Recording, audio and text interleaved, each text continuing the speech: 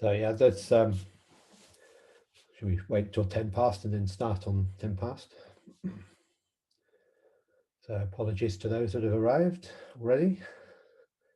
We'll get going shortly.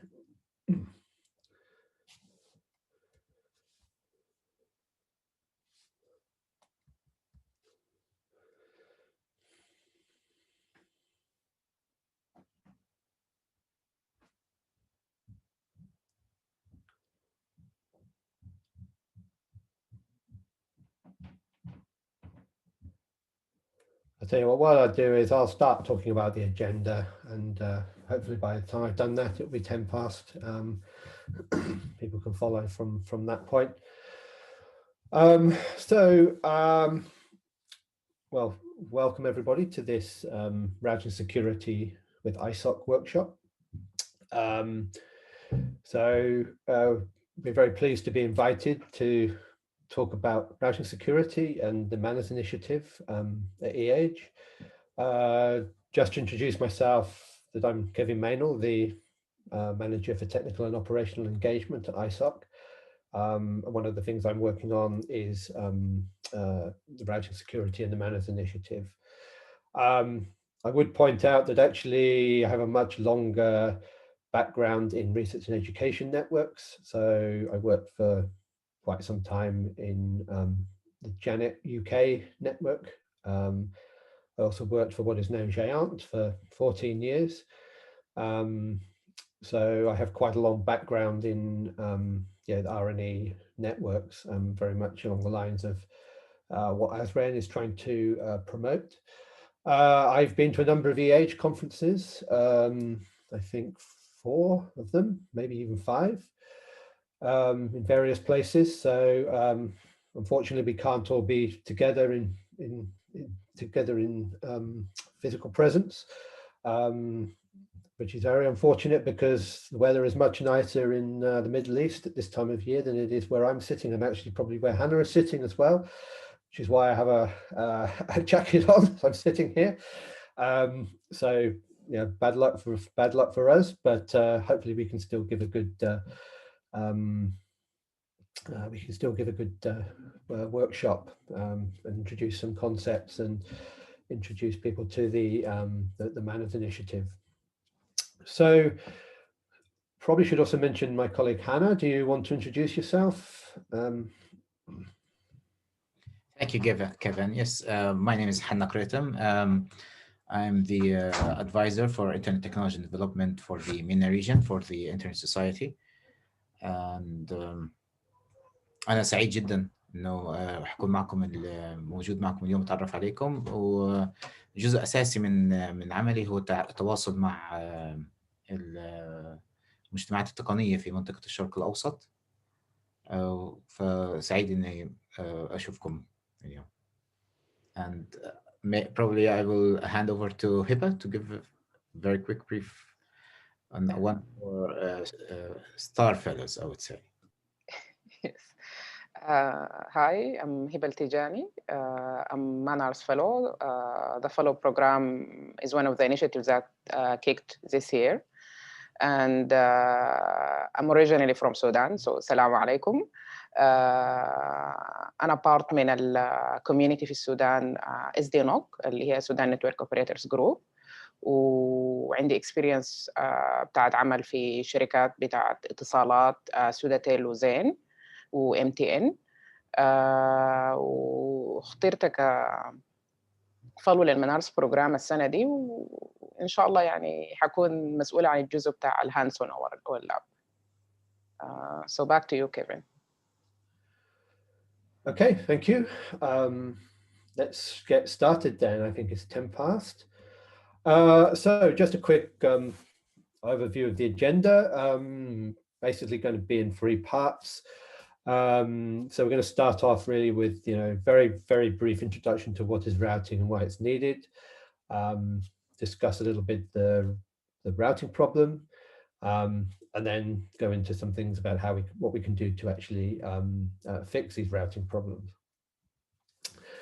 Then in parts 2 and 3, part 2 is going to be just an introduction to the actual MANRS initiative itself and some of the actions that you can take to address the routing problems that we've identified.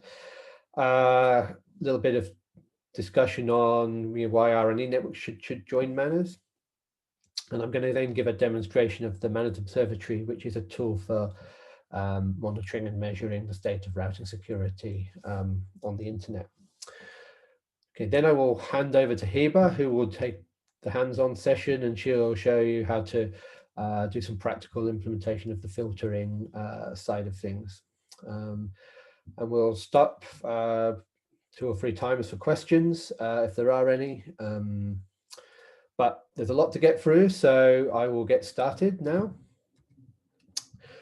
So yeah, so what is routing and why is it needed? So I appreciate there's probably a number of people on this call that are perhaps network engineers, are familiar with the routing system. So I don't want to go into a sort of full detail about BGP and how it works, but just in case there are some people here that aren't completely familiar with it, I'm just going to have a couple of slides on that very quickly. So just to put this into context, there are around 70,000 networks that are connected to the internet. These are known as autonomous systems, and they each use a unique autonomous system number, or ASN, to identify themselves. Most of these 70,000 networks are what you would call stub networks. They really just have one connection to the internet, or they're just an end system, an enterprise network, for example. So there's around 10,000 that are what we would call multi-home DSs, so networks that are connected to 2 or more other networks. And that is perhaps the important thing that we're looking at. So as you're probably aware, networks connect to the internet using routers. Sometimes it's just a little small box in your house that sends packets up to the ISP. Obviously, in the ISPs themselves, they usually have sort of more, they're bigger and more complex routers. And then sort of at the tier 1 level, where the transit providers, they'll have a number of routers, quite heavy duty. But pretty much all of them will use, at least those that are connected to more than one network, will pretty much be using border gateway protocol to exchange or to send packets around the internet. And in the way that they know about each other, they use BGP to exchange reachability information. So in other words, the networks that they know how to reach. This allows the routers to build routing tables, sort of a roadmap of the internet, if you like, and that helps them pick the best route when sending packets across the internet. There's various mechanisms for this, but typically might be based on the shortest path. So BGP. So BGP is using 32-bit autonomous system numbers. Historically, it used 16-bit AS numbers, but they were running out of numbers to identify all the networks. So quite some years ago, this moved to 32-bit. So the AS number is used to identify a network that's within the same administrative domain. So typically that would be a single ISP. Sometimes it can be a large enterprise, perhaps a government network as well. Some of the very large ISPs may have multiple AS numbers, but typically that may be because they've acquired other networks over time. So these AS numbers are issued by regional internet registries. These are issued to local internet registries. So the local internet registry would typically be the ISP or the enterprise organization. So there you can pretty much see these as synonymous. An LIR is, you know, the network that is using the end system.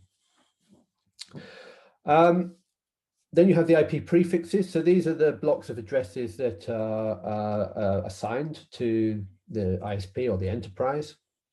And these are typically linked with the AS number. So you may have a /24, which is 256 addresses. Typically from a regional internet registry, they typically handed out /22s, which is 1,024 addresses. And then this can go all the way up to a /8. So the really, really big networks, very few of them actually have a /8. These are linked with the AS numbers, as I mentioned, and these are used to decide the routing policies. So in other words, where traffic can be sent. The ASNs and these IP blocks are collectively known as number resources. And then, as I already mentioned, the routers generate the routing tables from these route advertisements. So I already mentioned 70,000 AS numbers. There's actually just slightly more than 70,000 as of today, but they are advertising over 850,000 different routes as of, again, as of today. So that's a very brief overview of the routing system. So what is the problem with this? So, you know, the routing system, it generally works pretty well. BGP has been around for 30 years at least, probably longer. You know, generally functions quite well. It hasn't been greatly updated over the years. But one of the problems is that it's entirely based on unverified trust. So back in the day when this was devised, the internet was a much smaller place. A lot of the network operators all knew each other, plus the routers were a lot more low powered. They had much fewer resources. So there wasn't the same level of security or the same level of, say, cryptographic verification that you might see on systems today. And part of the reason as well that you know, simply the internet was an embryonic thing. People wanted things to just work and they wanted to just send information. So there isn't this built-in built-in levels of security that you might find in perhaps other protocols. So basically, any updates, the BGP updates that get sent around the internet, there actually isn't any inherent validation that these are legitimate. So what this means is that any network operator can announce essentially anything. They can say that I'm any network on the internet, and there's not really a lot that can be done by default to check that. The other issue is there's a bit of a lack of reliable resource data. So, you know, checking that a network is authorized to originate a certain AS and prefix. The RIRs do maintain databases. There's a number of other resources that can be used, but a lot of this is based on a degree of trust as well, that what goes into those databases is actually reliable. And what this means as a result, as a consequence, that the routing system is under various levels of attack. Now, this sort of lack of trust problem. So this is a very simple representation of parts of the internet. What you see there are four separate networks, 4 ASs. 3 of these have 2 connections to the internet. And the fourth one is a stub network there, so it's just a single connection. Now, in this very simplified model, it would actually be very easy to manage these relationships. You could actually know who these networks are, who operates these networks. There's a relatively small number of possible relationships there, so that would actually be pretty easy to manage. But as you scale things up, this becomes much more complicated. So this is a attempted mapping of the whole of the internet. It's probably maybe 2 or 3 years old now, but it was produced by CADA. You can go to their website and take a look at this. And what you can see is this is sort of trying to map all the different connections and relationships that there are on the internet. And as you can see, it's a complete mess. I mean, it's completely unmanageable by any one entity or any one organization. In the middle there, you can see all the tier 1s that pretty much connect to each other. And then as you go out to the edges, those will be the sort of tier 2s, tier 3s, and then the end networks there as well. So this is just a diagrammatic representation of it's just pretty impossible to manage every relationship on the internet. There's just too much there. So you have to rely on the routing system to take care of this. Now, because of the lack of inherent security, there are 3 main routing incidents that can occur. You have something called prefix or route hijacking. You have route leaks, and then you have IP address spoofing. So these are the 3 main things that we see in the routing system, and the 3 main things that we're actually trying to address here. So a route hijack, or a route hijack and a route leak. So this is where you have an illegitimate advertisement of a prefix, or in other words, a block of IP addresses. This directs traffic from its intended path to somewhere else, which is not desirable. So the route leak is usually accidental, whereas a route hijack is usually deliberate. So, you may have an advertisement from a network to say, you want to access Google, you want to go to Google and do a search. So you get an advertisement from a network that says, I can reach Google from my position of the internet. So that's pretty straightforward.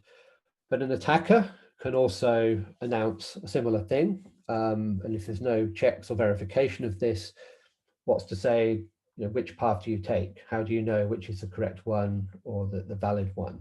And this is really the root cause of the problems with the routing system. So the route leak is probably, in a way, the less problematic of the 2, between a route leak and a route hijack. So this is basically where a network operator that has multiple connections to other networks, they're actually accidentally announcing to their upstream provider that they have a route to a particular destination. Now, they may genuinely have this route to a destination. Sometimes they do, and sometimes they don't. But they may not. Maybe it's the case that they don't have agreements with this network. It's not the optimal path. They shouldn't be routing stuff through there. So this essentially makes the network an intermediary network between two different upstream providers. So what you'll find is, so down at the bottom here, you've got the AS64502. It wants to use 64500 as its transit provider. And that then has an arrangement with other networks through the internet to reach Google. But what's actually happening is 64501 is leaking a route there, and the traffic has been diverted through this additional ISP. So this is ultimately getting to Google, but going through another ISP, this can cause delays, it can cause congestion issues, and potentially there can be traffic surveillance as well. You could be monitoring that traffic. You don't quite know what it's doing there. So not an ideal or desirable situation. And with an example of this last year where a service provider leaked routes from another provider, a small provider, to Verizon. And what happened here was essentially a lot of traffic got sent to a utilities company in Pennsylvania. So they were just overwhelmed with the traffic that was being sent there. The traffic never got to its destination, and it caused essentially a denial of service attack on this power utility company. So not a desirable outcome. Then you have a route hijack. So this is where a network operator or attacker is actually impersonating another network operator, or is pretending that the network is their clients. And this is routing traffic to the attacker whilst the victim is suffering an outage. So what you'll typically see with this, so sometimes this is malicious and sometimes this is deliberate. So what you'll find is sometimes governments will, they want to block or to censor traffic, and they'll divert traffic to, say, YouTube, for example, will be sent to, to a sort of dead end effectively. And that's done for censorship or traffic blocking reasons. So done deliberately. Sometimes this can be done for sort of traffic interception reasons. There's a variety of reasons, but in the end, the traffic doesn't get to where it should be going, so the victim is suffering an outage there. There's been quite a few examples of this over the years. Sometimes this is pretty benign, it has a minimal effect. Other times it causes huge outages on the internet. Then you have IP spoofing. So this is something that's slightly different. So this is where a sender sends a IP packet with a forged source address. So there is no way, so the recipient computer, there's no real way of checking that that the sender is the legitimate sender here. So there may be various reasons to send this, to send spoof packets. Sometimes for malign reasons, sometimes malformed packets can be sent. So the victim is accepting these packets, thinking they're from a legitimate site or a legitimate partner site. And yeah, the outcome can be, the consequences can be not great.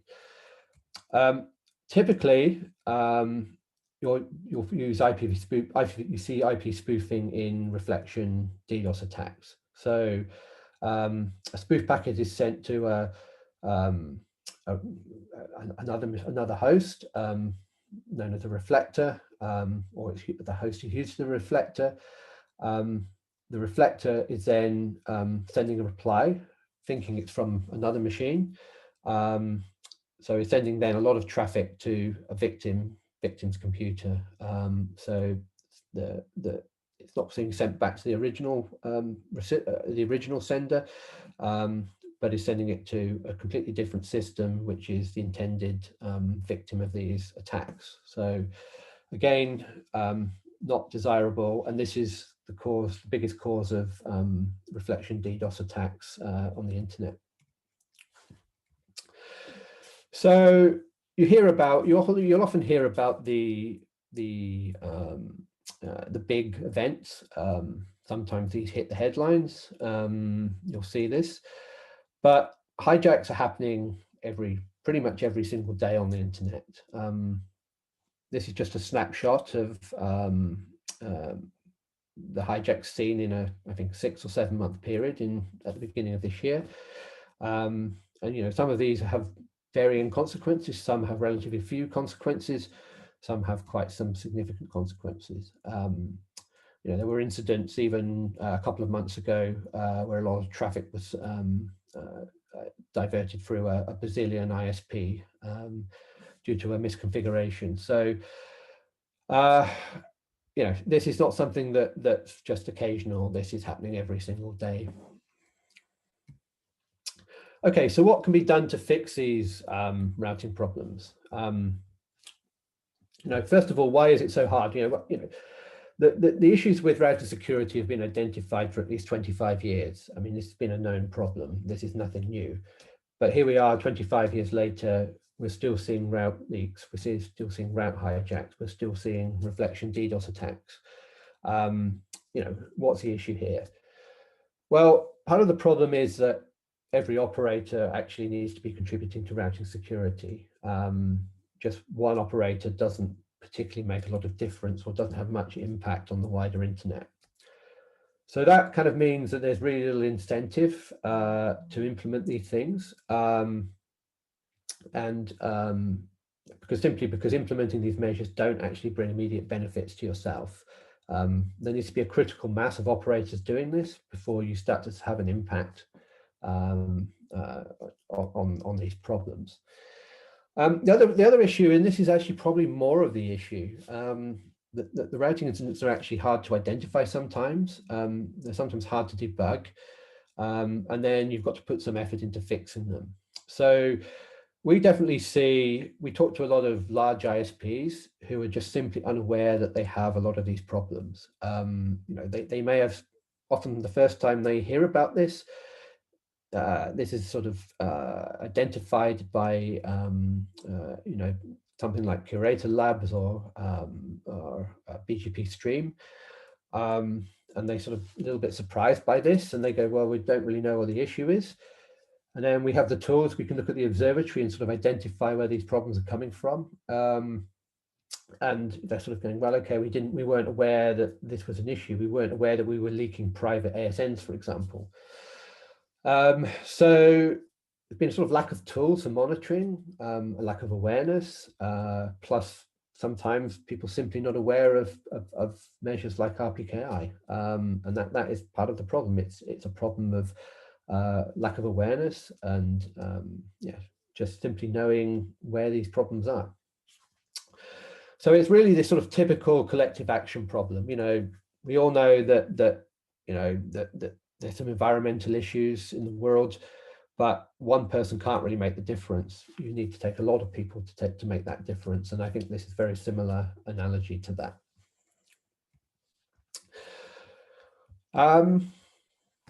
Okay, so how do you solve this problem?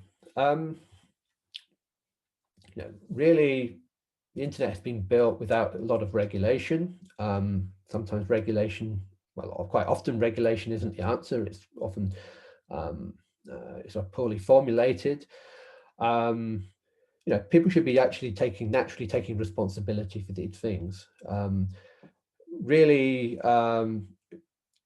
this is in everyone's interests, and everyone will benefit. Pretty much everyone will benefit from improved router security.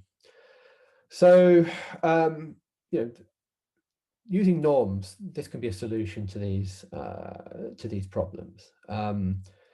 But of course, the community, the routing community needs to agree on these different values and behaviors, or what's acceptable.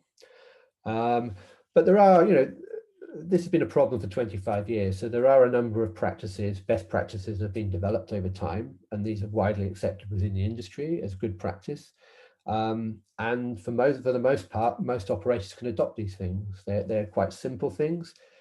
They're quite easy to implement, and it's just a matter of doing it. And this can become very quickly a norm rather than an exception. Most networks will agree they want a resilient and secure routing system. I think there's not much dispute about that. There's maybe some bad players that don't, but pretty much most legitimate service providers and enterprises want to have a stable system. So let's take these things that are widely accepted as good practice. If you cannot accept or propagate the mistakes of others, so in other words, try to validate what you accept from your neighbors, this will go a long way to addressing this. You can also protect your neighbors as well, by not hijacking routes. That should stand to reason. And also not by leaking. So that's a little bit of a harder one because sometimes you're not aware you're doing this, but you can implement some technical practices to improve on this, or at least pretty much try to prevent this. But the important thing is that this all relies on validation. So ultimately, others need to be able to validate your resources and that those resources are assigned to you and you're authorized to originate them. So for that, you have IRR and RPKI. So these are the sort of two main routing security controls. RPKI is a relatively recent implementation. So I think in the last 10 years or so, maybe a little bit longer. Whereas IRR has been around quite a bit longer. So IRR, there are a number of internet routing registries. All of the regional internet registries maintain an IRR. There are also some commercial ones and ones like RIDB, for example, is a global one. And you can put in your number of resources into these IRRs, or one or more of these IRRs, and this will allow other networks to validate that you're authorized to originate these. The downside with IRR is that it also relies on a lot of trust. It also relies on these being updated on a regular basis. I'll show you, give you a demonstration, give you an example of why this isn't always the case. Generally, there are some controls on what goes into an IRR, but ultimately, if you have an account, if you have a login to these, to a large extent, you can put pretty much what you want in there. So it's better than nothing, but it's not completely reliable either. RPKI is cryptographic based. So you're actually cryptographically signing that your number of resources you're authorized to originate these. And then there's a chain of trust that leads up to the IRRs. So each IRR originates a chain of trust. So you can validate through a PKI system that cryptographically verify through a PKI system that you can that these resources are being originated by to whom they've been assigned. So there are some problems with this. For example, it's difficult with legacy resources that aren't assigned to any or haven't been allocated to any particular IRR. There's different policies on whether those can be signed. But this is a real big step in the right direction. Now, the problem is RPKI take-up, as with many things cryptographic, it's been very slow. There is sort of a little bit of a fear of using cryptographic mechanisms, partly because it can be fairly easy to break things. It's actually not that hard, but there is a degree of uncertainty people have about these things. Plus, it's just simply inertia as well. This is a relatively new thing. It's just a lot of networks just haven't got round to doing it, or are just simply unaware that RPKI is possible. So these are ways of actually validating your resources, or for others to validate those resources. Okay, so we pretty much covered that. So yeah, you'll also hear the term route origin authorization, which is related to RPKI. So that's actually the attestations of the number of resources. So who can actually make this impact? Well, the answer is anybody that is running an ASN. So that particularly enterprise and access networks. for sure transit providers, also CDN and cloud providers. They all have an important role to play in improving routing security. But IXPs, so they are another one. So although IXPs are not traditionally in the business of routing, they do have memberships. They do have networks that come to them. They are connecting through them. So IXPs can do a lot to help promote improved routing security. And they can also offer a number of tools as well to support that. So that's a very key part of this as well. Okay. So I'm just wondering at this point if there's any questions. I'm just going to check the chat because in case there's any questions there.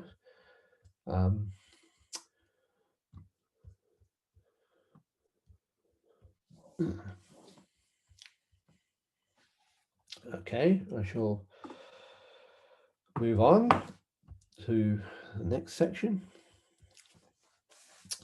Okay, so this brings us to MANRS, or mutually assured norms for routing security. So this is really building on industry best practices that we've discussed. But like I say, these have been around for quite some time, and they've gained sort of very limited traction to some extent. So we sort of sat down and had to think about this. How can we, encourage adoption of these best practices? And the way we did this was actually to produce some very well-defined actions, which can help address these common threats in the global routing system. But ultimately, this is based on collective responsibility. It's based on collaboration between participants, and it's based on shared responsibility for the internet infrastructure. Now, I already touched upon the sort of different operators that can contribute to this. So some of the things they can take are going to be different for each of these operators. So this is why we have 3 separate programs for each of these different groups. I'm not going to go into too much detail for the IXPs and CDN cloud providers, because I think most of the people probably on this workshop will be network operators. And network operators is by far the largest program. But this is about encouraging networks to implement routing security, well, certainly implement best practices, but also raising awareness amongst their customers as well. So if you're, for example, a research and education network, you may have academic institutes that are your customers, and it's just partly about raising customer awareness there. So they're saying, are you performing good routing security practices? We need to know where our data is being sent. The other key point is that we want to make it easy for networks to help identify the problems that they have with their networks. That has been really the uphill battle to date. So what we have done is actually, and I'm going to demonstrate the MANRS Observatory, but we've developed some tools to help with this. But the idea is that the more operators that are applying the MANRS actions, the fewer incidents there'll be, and ultimately the less damage they can do. At the moment we have around, I think 600, 700 participants in the MANRS program, which in the context of 70,000 is, a relative, quite a small proportion. But in fact, we have actually seen a drop in routing incidents this year because we've had a number of the large operators have signed up to the MANRS actions and implemented them. And although we haven't got empirical evidence that there's a direct correlation, but we've definitely seen a drop in the number of incidents this year. What we also want to do is develop a sort of history of routing incidents, so we can demonstrate where there are problems, where traditionally problems exist, but also whether we can see, that whether things are improving over time, whether these sort of routing security measures are having an impact, because that's also pretty important. If people can see can see over the course of a year or 2 years that there's been a significant improvement in or significant drop in the number of routing incidents, that will encourage others to adopt those measures as well. But the ultimate goal is to build this self-regulating community of network operators that really are committed to improving the global routing infrastructure. So for the network operators, there's 4 main actions. 3 of these are mandatory, and then action 2 is optional. So the first action, and this is really the main one, is filtering. So preventing the propagation of incorrect routing information. And Hiba is going to talk more on that in a practical sense in the second half of this workshop. But this is really making sure that you're only announcing what you're authorized to announce, so only your own network resources. So you're announcing these to other networks, and you're announcing correct prefixes and correct AS numbers. Particularly if you have customers as well, they're announcing things, so you're trying. The idea is that you're also controlling what your customers are announcing. Coordination. So this is very simple.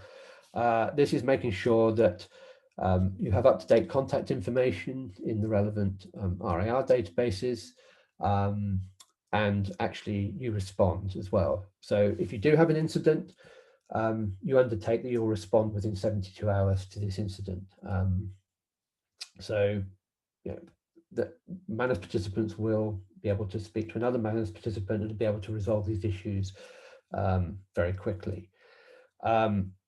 So it doesn't apply to the Middle East region. You don't have national internet registries. There are some places in the world that also have national internet registries as well as RARs. They don't always maintain contact information. So we do also allow networks to put their information to peering DB as well. That's an alternative. Then global validation. So you have 2 options with this. So this is ensuring that other networks can validate your number resources or your routing data. So at the very minimum, you should put your number of resources in an IRR. Alternatively, you can create ROAs. So in other words, implement RPKI, or you can do both. It's either or both, but you certainly have to do one of those things. Most networks are doing IRR. There are some networks, particularly in Latin America, that are only doing RPKI because that's the route they prefer to take. But in general, we're looking probably to do both at this stage. And then you have the anti-spoofing. So this is really preventing traffic emanating from your network with spoofed source IP addresses. So enabling source address validation. There's various reasons why this is an optional action. Traditionally, this was fairly resource intensive, particularly for large networks. There's less of an argument about that now, but certainly for the larger networks, this is a little bit more difficult for them to implement. So that's why that is an optional action. So I also mentioned there's an IXP program. I'm not going to go into this in too much depth in the interest of time. But again, that has a couple of compulsory actions and 3 optional actions. These are in many ways somewhat different to network operators actions. Some are the same, but then there's other things like protecting the peering platform, for example, and providing monitoring and debugging tools. They're specific to that program. Then we have the CDN in Cloud program that's quite recently started. That's just got going. Again, they actually have 6 actions rather than 4 here. Some of these are very similar to network operators program. Certainly actions 1 to 4, I think, are pretty much the same. But then they have a couple of other actions there as well. Okay, so this has been we've had a pretty good year this year. So although there's been all the COVID things and meetings have been cancelled, it seems people being stuck at home has actually encouraged people to adopt to improve their routing security, or at least they turned their attentions towards it. So actually we've had pretty big growth this year. I think we've easily more than doubled the number of participants just in 2020. So we now have 507 ISPs as of yesterday, which are representing just over 650 ASNs. There are over 60 IXPs participating in this now, and we're seeing some growth in the CDN program. But we have a number of large CDNs involved in that as well. So certainly the awareness of this is growing, and some pretty large networks are seeing some value in joining this initiative. So just to give some statistics, so it's a little bit difficult to get exact statistics for the MENA region because it spans 2 different regional internet registries. So it's spanning both the RIPE region and the AFRINIC region. What we find is there's actually far more ASNs in the so-called Western Asia region, which is the Arabian Peninsula, I guess you'd say, Levant. And then in North Africa, 128 ASNs. So there's around just under 1,000 ASNs within the whole of the Middle East, North Africa region. Now, out of this 1,000, there's from what I could count, 6 ASNs that are actually participating in MANRS, and plus 1 IXP. So it's not a really high participation rate if you can look at other regions of the world. There is some good news though, is that ASREN is a participant. So they're the only R&E participant, but well done to them for becoming MANRS conformant and signing up. The rest of those are commercial providers, actually from Sudan as well. For Hiba there, maybe she had some influence. And actually there's also the Lebanese Defense Force as well. Actually, I think that's the only military we have as a MANRS participant. And then the one IXP is the Saudi Arabian IX. They joined relatively recently. But I think the point to make is that many of the MENA networks are actually already MANRS conformant though. The situation looks actually pretty good when you look at it. So it really should be just a matter of going through the checks and then signing up. I think very great number would be able to actually join MANRS looking at the observatory. Okay, so why should R&E networks join MANRS? What's the case for joining? Well, I think that R&E networks increasingly need to justify why they exist. And one of the things they can do is show some technical leadership, which can help distinguish from commercial ISPs. They do have some commercial pressures, they do have to justify why they do have to justify themselves to their customers. But, sometimes there's less commercial pressures than in a commercial ISP. So that does allow you to, adopt some new developments and lead by example. So this is one thing that you can definitely do. And if you can sort of show that you're helping solve global network problems, that also justifies the sort of continued existence of research and education networks. I think another important point is that academic institutes are also often training the next generation of network engineers. So routing security can be added to network security awareness programs. You have the facility to hold practical workshops or develop routing security curriculums for various capacity building programs. So there's definitely some opportunities there for adding routing security to sort of your offerings, shall we say, capacity building offerings.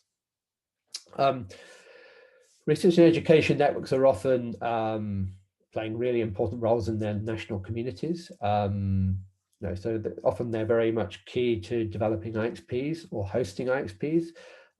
They're often behind developing network operator groups.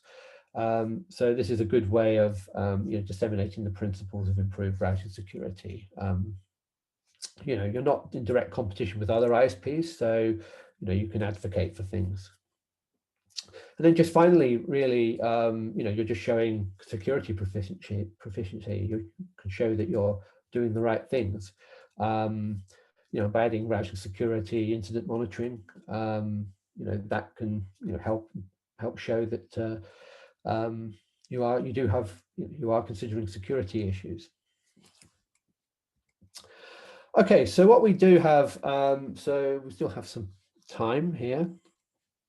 I'm going to just do a demonstration of something called the MANRS Observatory. So this is a tool that we developed to help with this monitoring and measurements of the routing security issues.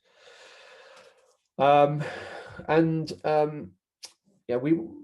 idea behind this is to really try to independently and impartially benchmark different ASNs. So really we want to provide this sort of factual state of the security and resilience of the internet routing system. And most importantly, allow networks to just check for conformancy to the MANRS actions. So all of this data is coming from publicly available data sources. At the moment, we're using BGP Stream to identify route incidents. The CIDR report we use to identify bogons. So these are resources that shouldn't be routed on the internet. We look at the CADA spoofer database. So this is checking for spoof packets coming from networks. Then we go to look at the right database, peering DB for the contact information, and then we pull information from a number of internet routing registries, and the RPKI data comes at the moment from RPKI validator. RPKI validator is going to be going away, so we're going to have to replace that, but there are alternatives that we can use. All of this we can look at passively except for anti-spoofing. So it's necessary for networks to run the CADA spoofer software for us to check anti-spoofing measures. So sometimes we don't have information for individual networks for anti-spoofing, but all the rest we can check passively. Okay, so now I'm going to switch to hopefully a live demo. And if I can find it. So hopefully you can see that.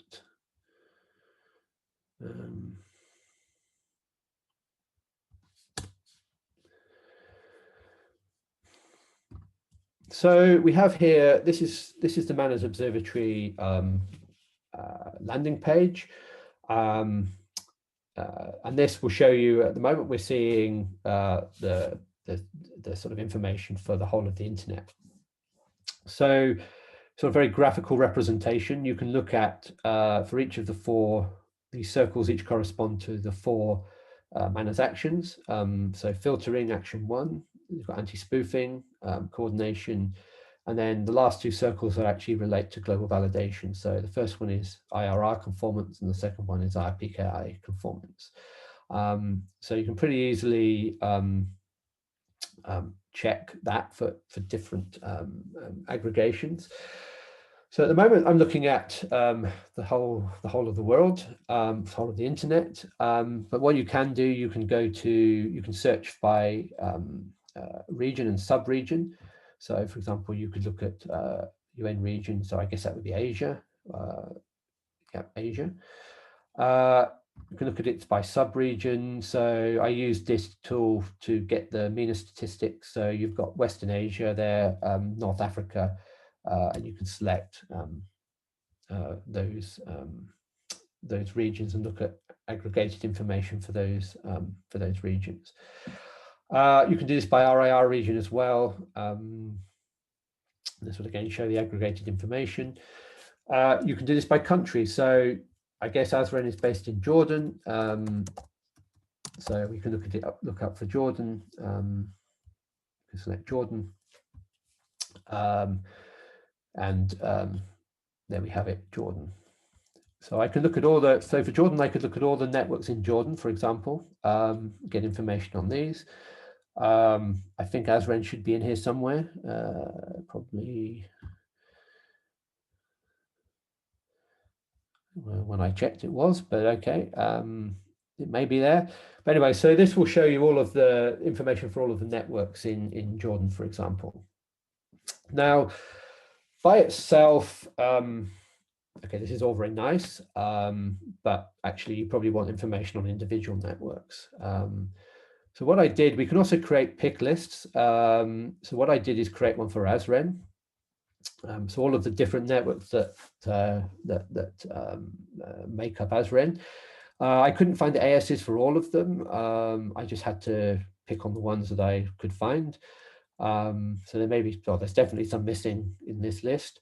But anyway, this is a list of all of the networks in ASREN. It shows you their conformance with the MANRS actions, the 4 MANRS actions. So if you look down the list, you can pretty much see that, yeah, you don't see many route incidents within the ASREN networks for whatever reason, and that's really good. Looks like they're all doing, they've all got their contact information in an RIR database. They're doing pretty well on global validation, IRR. There's some exceptions there. And then probably for RPKI, looks like ASREN is 100% there, and Anchor Book too. And then it's a sort of fairly mixed bag for the others there. So if you take ASREN, for example, you can look at the more detailed information. This actually is quite boring because they're doing everything quite well. So there's not a lot to see here. But what we can do is go to say the Qatar Foundation. So apologies if someone from Qatar is watching this, from the Qatar Foundation. I'm not picking on you because it's actually not very bad at all, but I just want to use this as an example. So we can actually go to the Qatar Foundation and see what sort of route incidents they may have had. And in fact, all they have is a bogon. They're just announcing a bogon. So this to me looks like a private ASN. So this is an ASN that shouldn't actually be routed on the internet. It's from the reserve range. And for some reason, this is being advertised. So it shouldn't be, but okay, it's not the end of the world. It is not really a major problem. But you can identify the path through the internet where this is originating from. So that helps you sort of identify some of the problems that you have. They do have some unregistered prefixes. These are all IPv6. So you'll commonly find that networks remember to register all of their IPv4 resources, but forget the IPv6. And sure enough, there's 5 IPv6 prefixes that don't look like they've been registered. So they're not performing RPKI. We can go to the RIPE-STAT, and we can get this information from RIPE-STAT. So we can actually look at the prefixes that don't have ROAs created for them. So they have a number of prefixes. Typically, there seems to be 6 IPv4 prefixes, 5, and then there's 5 IPv6 prefixes by the looks of it. So this will give you a status of whether they're in registered in an IRR or whether they have ROAs created for them, which it doesn't look like they do. So that's just a sort of very simple example of what you can do. I'm going to, so I looked around and I actually couldn't find a bad example in the ASREN region or even in the Middle East region. So this was a bit problematic. So I'm going to just go to another network as an example of not such a good network. So you can actually look this up by ASN number as well, and you can look at information there. So this is a transit provider in the Indian Ocean region. You can look this up and find out who it is. It's quite a well-known one, but they're not, you know, there's a number of things there that could be better for sure. The caveat is that they are a transit provider, but this is a good example. We can show you what we can do with the observatory. So they have a route leak. They have, looks like they're leaking a couple of prefixes here. These have been identified by BGP Stream. You can see the path there through the network, through the internet. It looks like they also have a number of quite a few bogons there, bogon prefixes there advertising. So these shouldn't be advertised on the internet for whatever reason. Similarly, bogon ASNs, yeah, that doesn't look like a private one. Not sure where that's from, but certainly that helps identify the bogons. And then again, IPv6 prefixes. So they haven't registered the IPv6 prefixes, and there's actually one IPv4 there as well. Sometimes you'll see an IPv4 prefix showing up. Maybe this is being aggregated or deaggregated for some reason, and it hasn't just been updated in the IRR. That's quite common. But anyway, so that's sort of some background on what you can do. Oh, and I should point out as well, you can look at the history too. So you can go back and look for, take a snapshot of the last year. It looks like, for example, that this network has had a number of routing incidents. There's a history of it there. We don't know about the anti-spoofing, but yeah, it sort of gives you an idea of the sort of track record there. We can actually do this for ASREN as well. So just looking at the pick list, I'll come back to that. So let me just,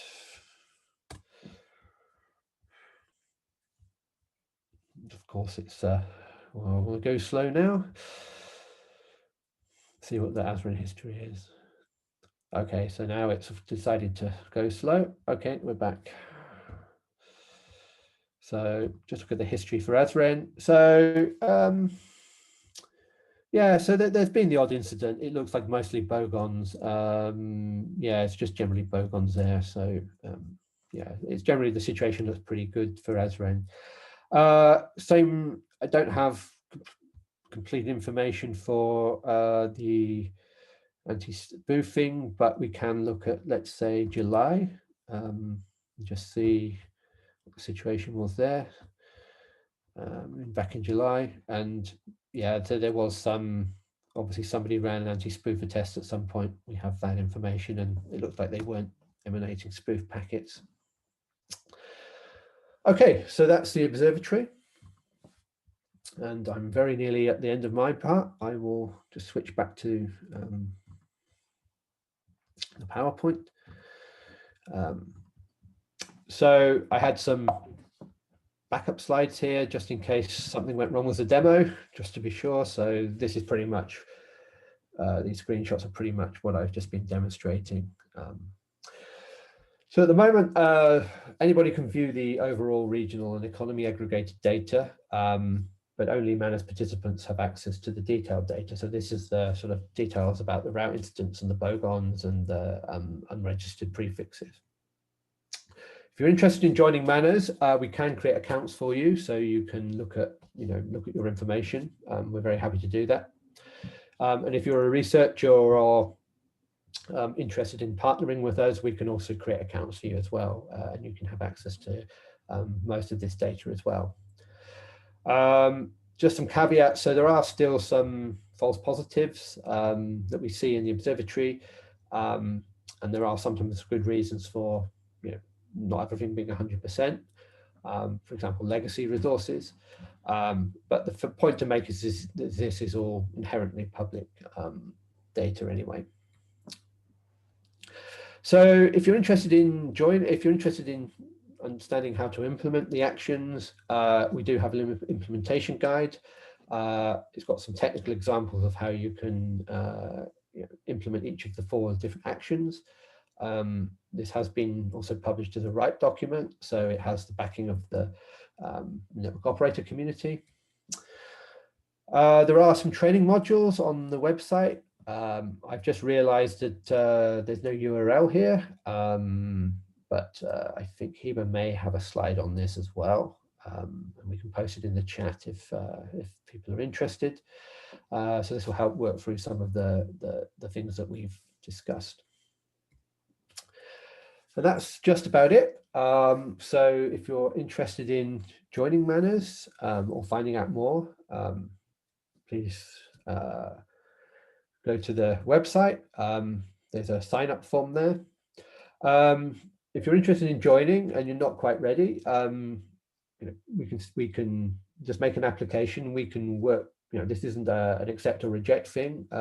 If there are some things to work on, we will identify those and work with you to help address those things. So and there isn't any time limit on that. Sometimes this is a very fast process. Sometimes it takes longer. But yeah, we're very happy to work with you to look at anything that needs to be addressed. So we would encourage you to support the initiative. We'd encourage you to implement the actions in your own networks. And we encourage you to help define the sort of future criteria for many of these things. And then just the final thing to mention is there is no fee for this. This is free. Don't anticipate there is going to be any cost to this at any point in the future. So yeah, there's no reason to not sign up. Okay, so with that, I will stop. And if there are any questions at this stage.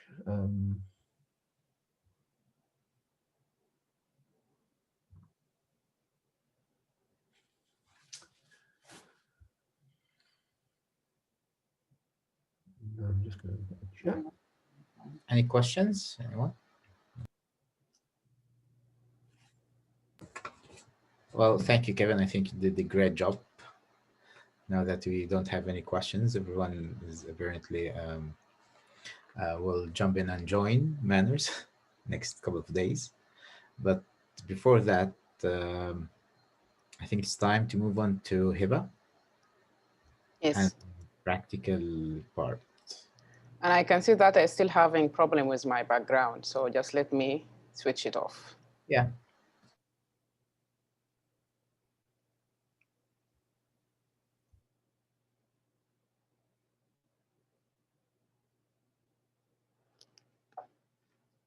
Okay, so hello, everyone. I will be speaking a mix of English and Arabic, so bear with me. I will just start to share my screen.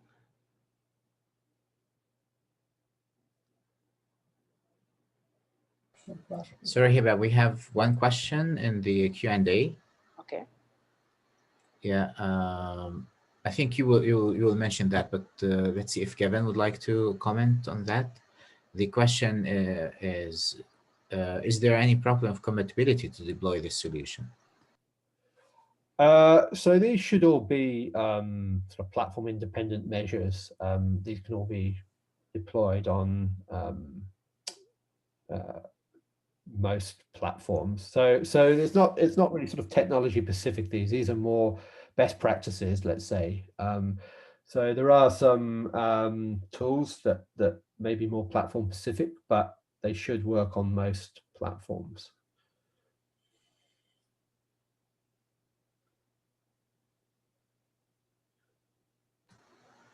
Great, thank you, Kevin.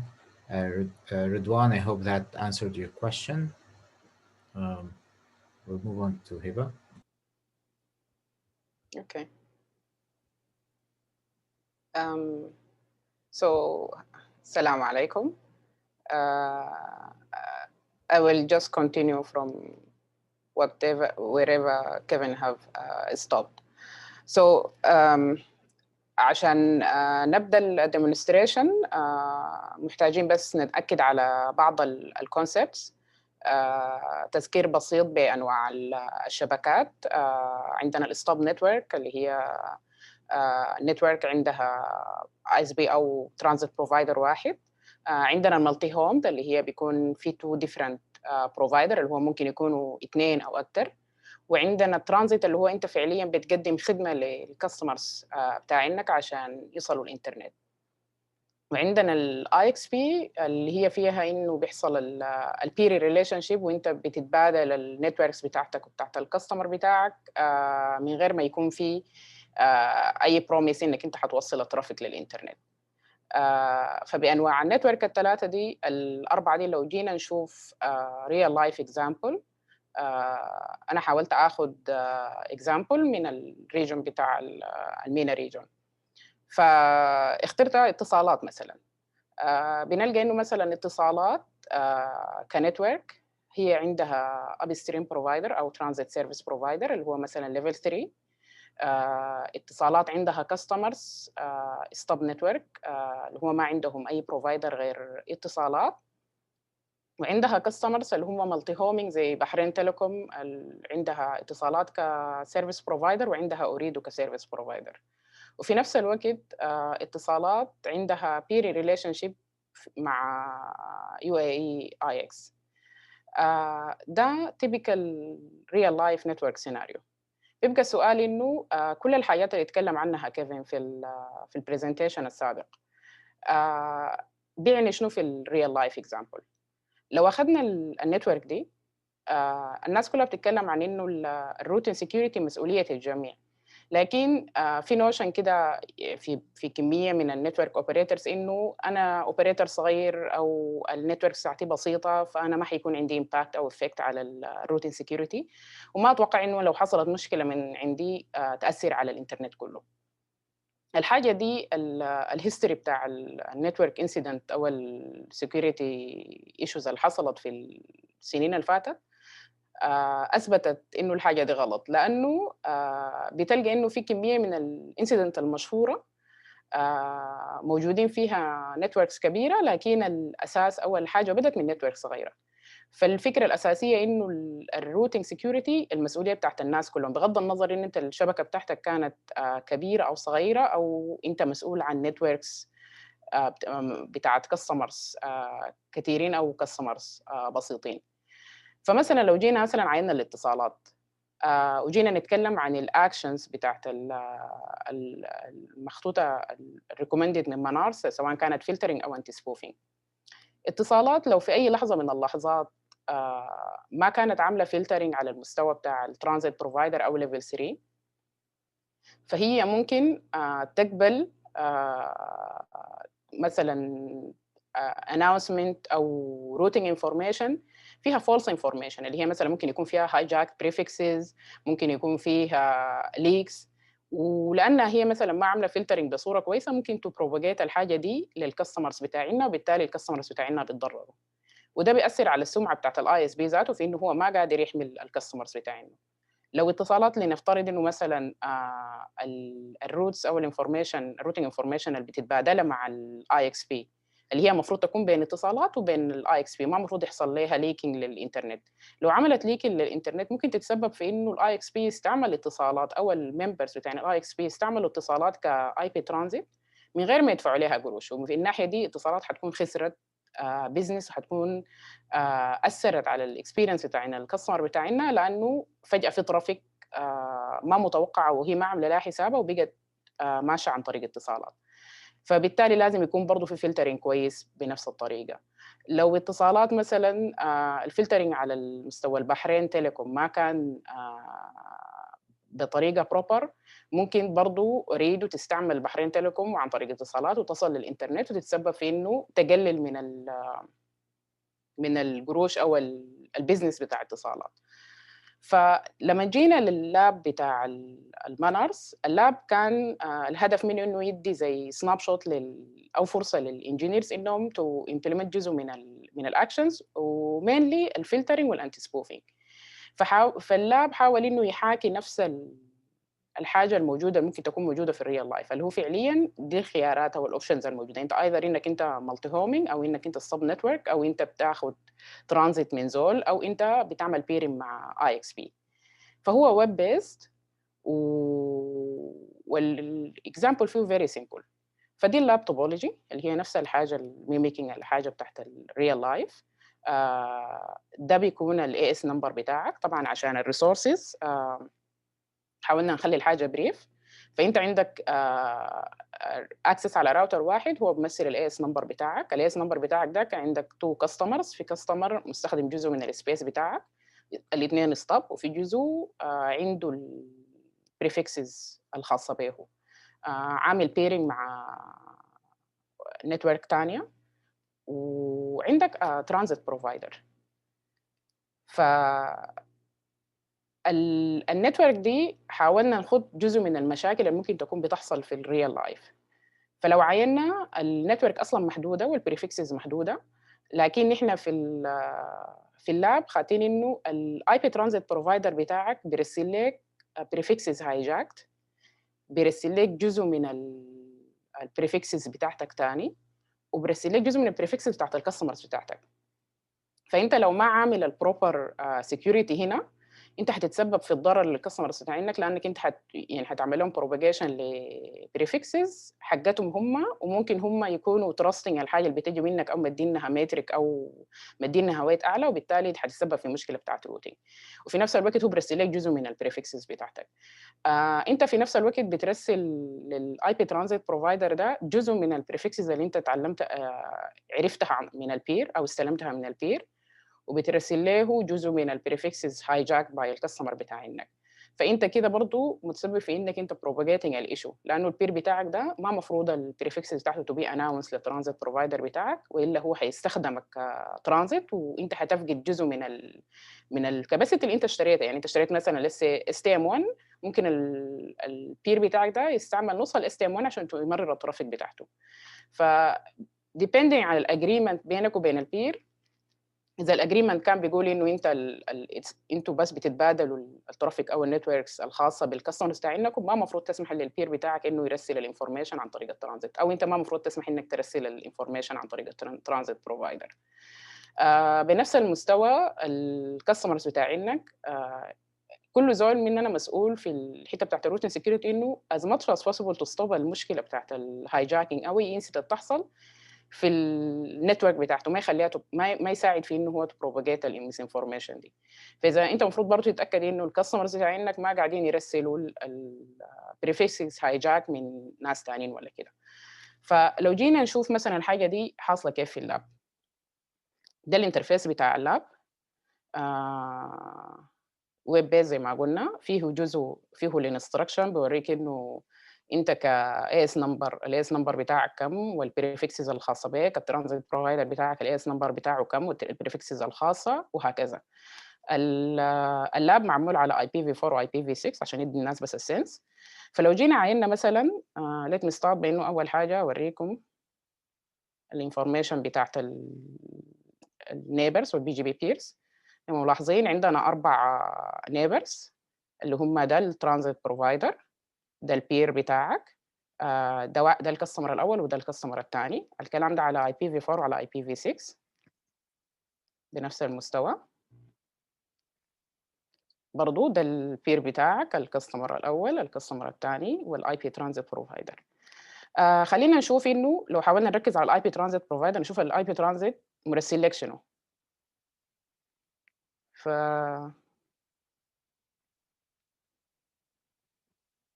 دي الريسيف روت من الاي بي ترانزيت بروفايدر. لو لاحظنا هنلقى انه الاي بي ترانزيت مرسل لك ديفولت روت، مرسل لك نتوركس، نفترض انه ده الانترنت. طبعا الاي بي ادريسز هنا برايفت just for the sake of انه ده لاب. الاي بي ترانزيت بروفايدر مرسل لك جزء من النتورك بتاعتك. انت المفروض يكون عندك النتورك دي كلها /203.0.113.0/24. النت الاي بي بروفايدر مرسل لك جزء من النتورك بتاعتك، وظاهر هنا انه انت قابل الحاجه دي ومعتبر انه ده البيست روت. يعني ممكن يكون في كاستمر مستخدم الاي بي ادريس ده، بس انستيد اوف انك انت ترسل الترافيك للكاستمر دي، انت بترسل الترافيك برا للاي بي ترانزيت بروفايدر. فلو حاولت اشوف الروتنج تيبل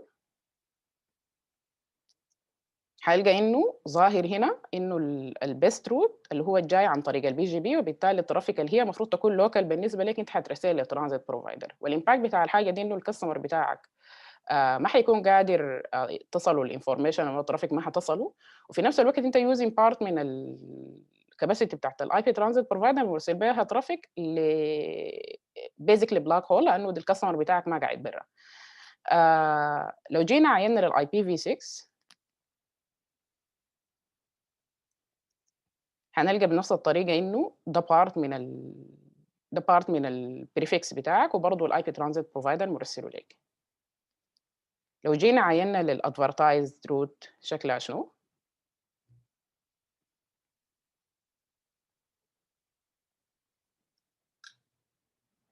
هنلقى انت مرسل جزء من الادفرتايز روتس، ادفرتايزنج جزء من السبيس اللي انت جايك من البير بتاعك، وبالتالي البير بتاعك ممكن يستخدمك كاي بي ترانزيت بروفايدر ويأثر على الترافيك بتاعت الكاستمرز بتاعينك، يعمل لك كونجكشن في النتورك، يستخدمك كترانزيت من غير ما يدفع لك قروش، كل الحاجات اللي ممكن تكون موجوده. في نفس الوقت هنلقى انه في جزء من السبيس بتاع الاي بي ترانزيت ناس واحد من الكاستمر بتاعينك عامل له هايجاك. لو جينا عينا برضه للاي بي في 6 هنلقى برضه نفس الكيس. يبقى السؤال انه انت ممكن تعمل شنو؟ بالاضافه لكده الانترفيسز برضه بتوريك شكل الانترفيس، يعني انت عندك الراوتر بتاعك وعندك زي لوكينج جلاس للاذر نودز. فمثلا من الجانب بتاع الكاستمر بتاعك بتقوم بتشوف شكل الترافيك الجايه، فبتلقى انه في ترافيك دي فعليا المفروض تصل للكاستمرز، وفي ترافيك ما المفروض تصل، اللي هي بيزيكلي سبوفت باكيت. وفي نفس الوقت بوريك انه الاي بي روتس الاناونسمنت المفروض تصل والاناونسمنت ما المفروض تصل. فالمفروض يحصل شنو؟ بيز على السيتويشن ده انت propagating false information، الهايجاكت بريفكسز الطالعه من الكاستمر بتاعينك، انت مساعد الكاستمر بتاعينك ده لو عندهم باد انتنت او دارين يعملوا اي نوع من انواع السايبر اتاك انت مساعدهم. انت بتستقبل الهايجاكت بريفكسز by someone else اللي هي بريفكسز بتاعت الكاستمر بتاعينك، فانت ما قاعد تحمي الكاستمرز بتاعينك. انت بيزيكلي عامل مشكله بتاعت سكيورتي لكل الناس، فانت متواطئ زي ما بيقولوا في الموضوع ده. الحاجات اللي ممكن تعملها انك تبدا تو امبلمنت الاكشنز، واللي هي الاكشنز في النهايه بيز على بيست براكتسز اتفقوا عليها الكوميونتي بتاع الانترنت. واحده من الاكشنز اللي هي الانتي سبوفينج. الانتي سبوفينج بيزيكلي انت بتتاكد انه الباكيت او الترافيك زي ما اتكلم كيفن الطالعه ما فيها سبوفينج للسورس اي بي ادريس، يعني الكاستمر بتاعك ما يكون الاي بي ادريس بتاعه مثلا 172.0.2.1 ويكون بيطلع باكيتس بسورس اي بي ادريس 192.168.1.1. الحاجه دي ممكن تتعامل كيف؟ في كميه من الستاندردز اللي اتعملت في القصه دي، وطلعوا بكميه من الامبلمنتيشن. ممكن تعملها مانيوالي باكسس ليست، انك انت بس تو الاو سبيسيفيك رينجز انها هي تكون في السورس او لكل كاستمرز. وفي حاجات مور دايناميك اللي هي اليونيكاست ريفيرس باث فوروردنج، ودي في لها ديفرنت امبلمنتيشن، كل فيندر عنده امبلمنتيشن مختلف. ان جنرال لانه الروتين بوليسي او الطريقه بتاعت الروتين بالذات في النتوركس الكبيره بتكون شويه معقده، يعني في كميه من الكيسز الترافيك بتترسل بلينك وبتيجي راجع بلينك ثاني. في حاجات بتكون فيها شغل بتاع لود بالانسنج او لود شيرنج. فنتيجه للسيناريوهات المعقده دي كان في كميه من الليتريتشر اتعملت في الموضوع بتاع الانتي سبوفينج، وطلعت كميه من البيست كرنت براكتسز من الاي تي اف. لكن ان جنرال نحن بالنسبه للنتورك الصغيره بتاعتنا دي ممكن نعمل الامبلمنتيشن بتاع الفندر اللي هو نحن اللاب مبني على سيسكو، و اتس ا سيمبل كوماند للاي بي في 4 والاي بي في 6. فانا هرجع للراوتر بتاعي واعمل اخش الكونفيجريشن مود واعمل بيست للكوماندز دي. حديها زمن، حاجه اشوف مثلا الانترفيس ده قبل لما جينا بالنسبه للترافيك كان ظاهر فيه كميه من الباكيتس بالجرين والباكيتس باللون الاحمر، اللي هي الاحمر دلاله على انه دي سبوف باكيت ما المفروض تصل. فهسي باجي بلقى انه بسيمبل كوماند الترافيك السبوف كلها حصل لها فلترنج، وده بيحصل يعني ممكن اكون قادر اشوف من كل التابس انه الحصل شنو، سواء كانت اي بي في 4 او كانت اي بي في 6. ان رياليتي وعلى حسب النوع بتاع النتورك انت محتاج تكون شويه كوشس في موضوع الامبلمنتيشن بتاع الانتي سبوفينج، لانه الفكره بتاعت اليونيكاست اليو بي ار اف الاناسي عملت الكوماندز بتاعها ان هي بتعمل تشيك هل الباكيت السورس الجاي ده جاي من الانترفيس اللي انا اكسبكتنج انه يجي ولا لا. فلو في اي نوع من انواع تشينجز او تغيير في الروتينج بوليسي او شكل الترافيك انها بتجي من وين وبترجع من وين، حتاثر على الامبلمنتيشن. فعاده الناس بيكون في عشان كده لما جه اتكلم كيفن عن الاكشنز قال انه السبوفين بالذات واحده من الحاجات الاوبشنال، لانه بالذات في البيج نتوركس في كومبلكسيتيز في الامبلمنتيشن بتاعها. طيب ده الانتي سبوفين. الخطوه الجايه ممكن نعملها شنو عشان نقلل كده؟ انا اتليست منحت انه ما في سبوف باكيت تمر عن طريق النتوركس بتاعتي، وبالتالي لو في اي زول داير يعمل دينايل اوف سيرفيس اتاك او داير يعمل بيزك بالذات الامبليفيكيشن دينايل اوف سيرفيس اتاك، انا ما حيكون قادر يعمل الحاجه دي عن طريق النتورك بتاعتي، فانا ثبت الكاستمر بتاعي من انهم يعملوا العمليه دي. الحاجه الثانيه المحتاجه اعملها انه اتاكد انه انا قادر احمل الكاستمرز بتاعي، وانه انا قادر احمي النتورك بتاعتي من انه ما في زول يعمل هايجاكينج للسبيس ويرسلوا لي، وفي نفس الوقت ما في زول يستغلني من غير ما يكون في فورمال اجريمنت. فالبس خيار للحاجه دي الموضوع بتاع الفلترنج. والهدف من الفلترنج او الفكره من الفلترنج انه انت عندك كنترول كامل على النتورك بتاعتك، لكن ما عندك كنترول لا على النتورك بتاعت الكاستمر، لا على النتورك بتاعت الترانزيت بروفايدر، وعلى النتورك بتاعت البير. يعني انت يمكن كنترول انه الاناونسمنت اللي بتجيك من اي واحد من النيبرز بتاعينك ديل تقبل منها شنو وما تقبل شنو، لكن ما بتقدر تمشي تصل له عشان توقفه ولا تعتمد على انه هو ما حيرسل لك الحاجه الغلط. فانت اللي عندك الفكره انك تو ديسايد. الفلترنج عاده بنعمله بخيارين، يا اما انه اس باس فلترنج او بريفكس فلترنج. بعد ذاك ثاني في حاجات ثانيه الناس ممكن تعملها اللي هي زي الماكسيمم بريفكسز، ممكن تعمل فلترنج للبوجر ليست اللي هي البرايفت سبيس او الانلوكيتد سبيس تو ميك شور انه هو ما يطلع للانترنت. تعمل فلترنج برضه للبريفكسز، انه نحن عارفين انه الانترنت كله اقل حاجه المفروض تكون في الانترنت /24، ما المفروض يكون في حاجه اقل من /24. فانت يو ميك شور انك انت ما حترسل نتورك اقل من /24 او اكشولي يعني مثلا /26 ولا /27 ما حترسلها للانترنت، وفي الاي بي في 6 ما حترسل حاجه مثلا اكثر من /48. فالحاجات دي عشان نعملها ممكن نجرب على الترانزيت بروفايدر بتاعنا. انا يفضل انك يكون عندك باك اب حتى على مستوى الفلترنج، لانه في احيان كثيره الاس باس فلترنج براه ما كفايه. يعني ممكن اذا عملت اس باس انك انت حتقبل بس الترافيك الجاي اللي سي من الترانزيت بروفايدر بتاعك، الترانزيت بروفايدر ممكن يكون عامل هايجاكينج لبريفكسز، فانت بتكون محتاج انك تعمل الاثنين، انك انت تعمل فلترنج عن طريق الاس نمبر وتعمل فلترنج عن طريق الليسته بتاعت البريفكس ليست. ف ده هسي كونفيجريشن للفلترنج بالنسبه للترانزيت. انا عامله فيها انه انا هقبل بس الاناونسمنت الجايه من الترانزيت بروفايدر بتاعي. انا ما في زول يحاول يجيب لي اناونسمنت ثانيه. الدايركت نيبر بتاعي البريفكس ليست همنع البريفكس ليست بتاعتي وهقبل اي حاجه ثانيه. وبعد ذاك ده الابلكيشن بتاعه. الماكسيمم بريفكس ليست او انك تاخد ماكسيمم نمبر، ده زي بيست كرنت براكتس انك تاخده حتى لو في حاله الترانزيت بروفايدر، حتى لو هم مرسل لك الفول روتنج تيبل وانت ممكن تاخد حاجه اكثر من الفول روتنج تيبل ان كيس انه لو حصلت اي مشكله، حصل دي اجريجيشن، حصلت اي حاجه من الحاجات اللي ممكن تحصل، انت ممكن يجيك ورنينج وبالتالي تعرف انه في مشكله حاصله. فايتس جود براكتس يعني. فخلينا نشوف لو عملنا الحاجه دي هيحصل شنو. نخش الكونفيجريشن مود.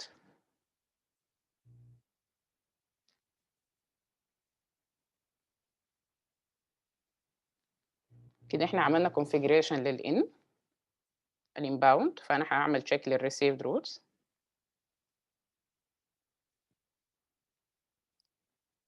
خلينا نعمل كلير.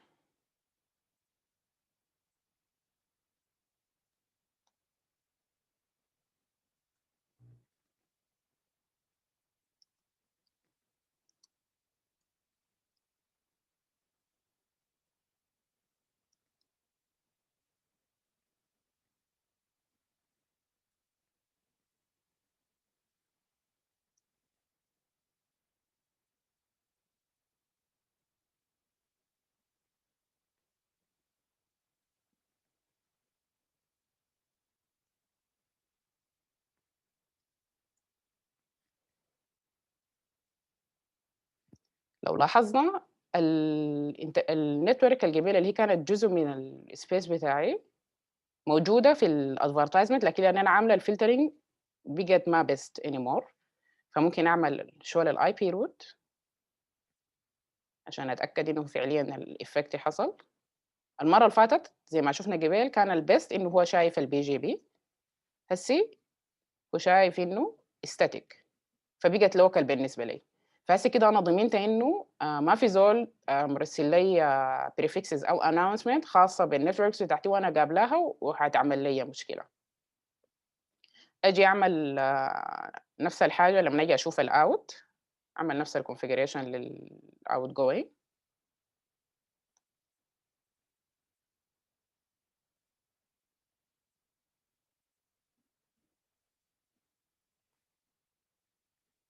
عشان اتاكد انه انا ما برسل في نتوركس خاصه بالترانزيت بروفايدر بتاعي هايجاك انا برسل فيها، واتاكد انه انا بس برسل النتوركس بتاعتي الكاستمر بتاعي والنتوركس تحتي ما داخل فيها البير عشان ما يستخدم نت كترانزيت.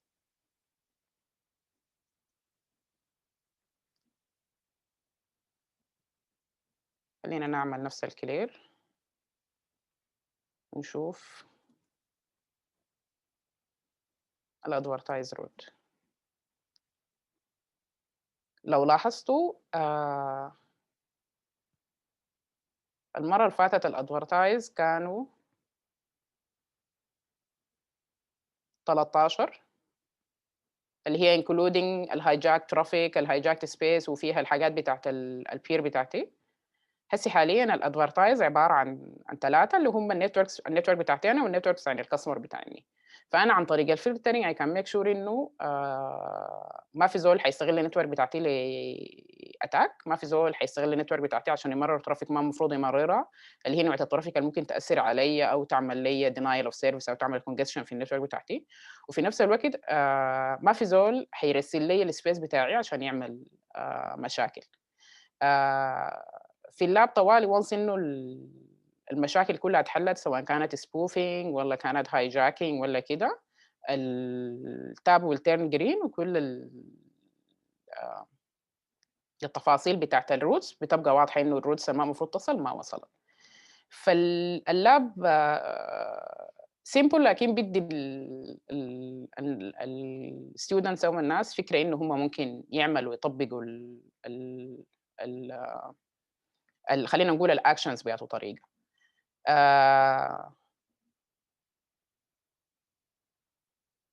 دي ما كل الحكايه، لانه انا عملت الفلترنج وعملت كده زي ما قال كيفن. البي جي بي لما يتعمل في الاول، الانترنت اللي اتعملت في الاول كانت بيزد اون التراست، وجزء كبير من الكومبوننت بتاع التراست دي كان عباره عن انه كيف نحن نكون قادرين انه انا لما تحصل لي مشكله او لما اشوف انه واحد من النيبرز تاعي عامل مشكله انا اقدر انبهه، اقدر اوصل له المعلومه، وفي نفس الوقت اقدر امكن الناس الثانيين انهم هم يتاكدوا انه المعلومه اللي انا مرسلها دي صح ولا لا. يعني في النهايه الفلترنج انت بتعمل فلترنج عن طريقه بتتوقع انه الترانزيت بروفايدر بتاعك بيعمل فلترنج عن طريقه والكاستمر بتاعك بيعمل فلترنج عن في حتته، فانت لازم توفر له حاجه انه ما يرجع لك في كل دقيقه، لكن تكون في حاجه بابليكلي افيلبل هو يقدر يعمل بها الفاليديشن. ومن هنا جاء الانترنت روت ريجستري. زي ما نحن عارفين نحن في الميدل ايست والمينا ريجون مقسمين ما بين الرايب ان سي سي والافرينيك. فالفكره كلها انه يكون في انفورميشن بتوضح انه انت ناوي ترسل يا تو نتوركس. يعني مثلا انا عندي سلاش 22، هل انا هعمل اناونسمنت البريفكس بتاع سلاش 22 ده هو كامل ولا مثلا هيحصل له اجريجيشن ولا الحاصل شنو؟ ومنه من الاي اس نمبرز المفروض يكون الاود انه يرسل البريفكس دي. فبنلقى انه مثلا ده سامبل لبعض الروتس اوبجكت.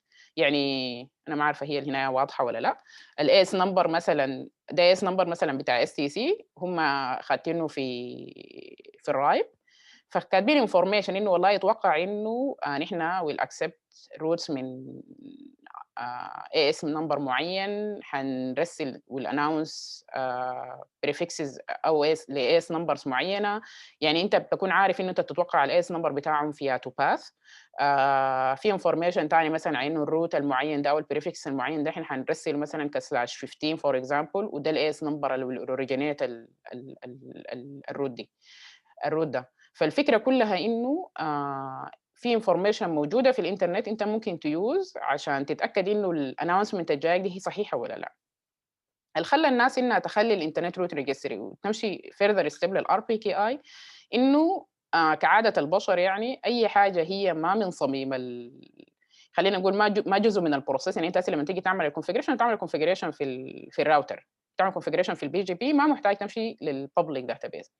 ففي ديسكونكشن ما بين الابديت بتاع الانفورميشن في الراوتر بتاعك اللي هو اللي بيمكنك انك ترسل الروتس وترسل الانونسمنت، وما بين الابديت بتاع الانفورميشن في الببليك داتابيز الثانيه. فالديسكونكشن ده بيخلي انه في لاج، يعني بتلقى ناس بيعملوا انونسمنت يحتاجوا مثلا حصلت اي نوع من انواع ليتس سي ايشو ولا مشكله، واضطروا انه يغيروا الانونسمنت بدل ال /22 قسموها ل ليتس سي 2/23. الزمن اللي بياخدوه عشان يعملوا ابديت في الداتابيز ممكن يكون ما immediately، وبالتالي حيكون في زمن، في فتره من انه الانونسمنت ظهرت في الروتنج تيبل بتاع الانترنت والانونسمنت او الروت اوبجكت حصل له كرييشن في الداتابيز. الحاجه دي خلت انه على حسب كل شركه وعلى حسب كل انجينير والزول اللي بيعمل الحاجه دي طوال، الزول اللي بياخدها وفي الزول اللي بينساها. فالانفورميشن في الداتابيز بتاعت الانترنت روت ريجستري ما اولويز ابديتد. الكونتاكت انفورميشن ان كيس انه احتاجنا مثلا نتواصل مع الكمباني او النتورك اوبريتورز المعين عشان نقول له انه والله يا اخي انت يو ار بروديوسينج هايجاك بريفكسز او انت عندك مشاكل برضه ما ابديتد. فالناس مشت حاولت انه غير كده. الحاجه الثانيه انه في بعض الانترنت روت ريجستري بيد، اللي هو انت فعليا بتعمل سبسكريبشن واشتراك وبتمشي تو كرييت وات ايفر اوبجكت انت داير تو كرييت. فبالتالي ممكن يكون الكاستمر اللي عنده البريفكس، الاونر بتاع البريفكس المعين ما اوثرايز يو انك انت تو ادفرتايز البريفكس ده، لكن انت بتمشي تعمل كرييتنج اوبجكت في الداتابيز المعينه دي. اي زول في الانترنت لما يعمل تشيك بيلقى الاوبجكت موجود وبيفترض انه ده حاجه صح. فعشان يحلوا القصه دي كان واحده من المقترحات اللي هم مشوا لموضوع الار بي كي اي. كمان نتكلم عن التشين اوف تراست. الفكره كلها انه الار بي كي اي التشين اوف تراست فولوينج نفس الحاجه بتاعت الريجون انترنت ريجستري. يعني احنا حاليا سواء كانت الافرينيك او الرايب، البريفكسز انت بيزيكلي لو ما ليجاسي هولدر ما عندك حل غير انك تاخذ من ال 2 ار اي ار دي، وهم زي اوثرايز يو، وهم زي مينتين الانفورميشن بتاعتها بتقول انه البريفكس ده حق ليتس سي باتيلكو. الار بي كاي بنفس الطريقه اللي هو في نفس الافرينيك والرايب لما يدوك البريفكسز بيدوك معاها ديجيتال سيرتيفيكيت انت ممكن تستخدمها عشان تو كريت روت اوبجكتس. لكن طبعا الديبلويمنت بتاعت الار بي كاي لسه شويه ضعيفه. لما نجي لموضوع الكوردينيشن بنتكلم عن نفس الاوبجكتس الموجوده في سواء كانت في الافرينيك او في الرايب او في البيرنج دي.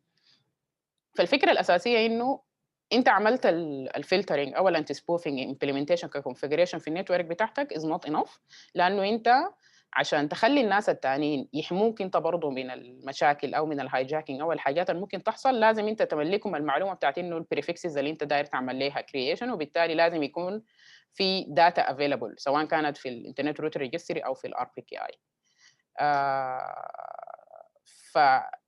فالفلترنج وانتي سبوفينج جزء بس من الاكشنز، لكن احنا محتاجين الاكشنز كلها عشان الحاجات تكون ماشيه كويسه. انا ما عارفه اذا كان في سؤال ولا لا.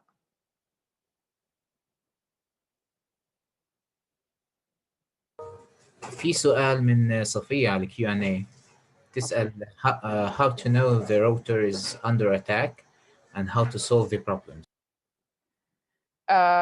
usually كيف ممكن يدي information اكتر، لكن usually انت بتكون متابع الباترن بتاع الراوتر بتاعك. يعني في different system انت بيكون عندك syslog متابع فيه اي حاجه اكتيفيتي غريبه، بتكون عارف شكل الباترن بتاع الترافيك اللي انت متوقع. يعني انت مثلا الترانزيت بروفايدر ده الترافيك بتاعتك let's say 250 ميجا بيتس بير سكند، لو فجأة الترافيك بتاعتك زادت شديد أو نقصت شديد معناته في مشكلة، فأنت بعد ذاك بتبدأ تو ديباج أو تو دياجنوز إنه الحاجة دي ممكن يكون سببها شنو.